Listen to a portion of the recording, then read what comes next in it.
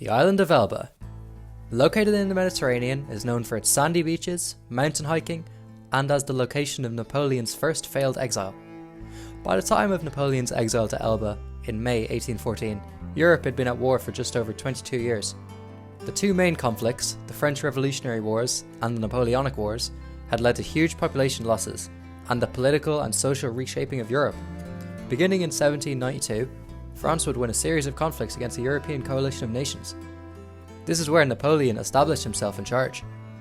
France would defeat the coalition 5 times, but 6 was one too many, and a shattering French defeat at the Battle of Leipzig all but confirmed a coalition victory. By this point, Napoleon lacked considerable manpower and resources. Domestic support was also weakening, with the people tired of war. When the coalition reached Paris, many people just weren't that interested. The French Senate turned against Napoleon. He had no choice but to abdicate and was transported to Elba on a British Royal Navy vessel. Meanwhile, the old Bourbon monarchy was restored in France under Louis XVIII.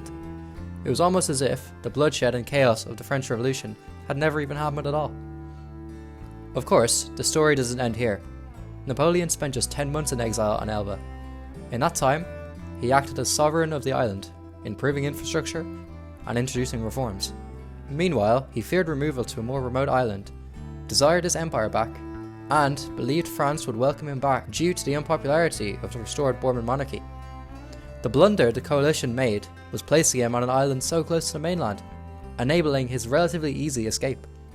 And he slipped away from the island on a small flotilla with about 1,000 soldiers set for France. Napoleon landed in southern France, and as he marched north towards Paris, soldiers sent by Louis XVIII to halt him instead switched loyalties and joined him. By March 1815, he had regained control of France, and Louis fled to Belgium. In response, the final chapter of the Napoleonic Wars began, the War of the Seventh Coalition, and the coalition nations formally declared war not on France but on Napoleon himself. Napoleon was almost certainly doomed to fail, facing a united Europe, vastly superior in resources and manpower, against a depleted France. Defeat at Waterloo at the hands of Britain and Prussia signalled the official end of Napoleon's rule, and led to his second and final exile to one of the most remote inhabited places on earth, St. Helena. Louis XVIII was back in France, and Napoleon was guarded by over 1,000 soldiers on the island and kept under strict 24-hour surveillance.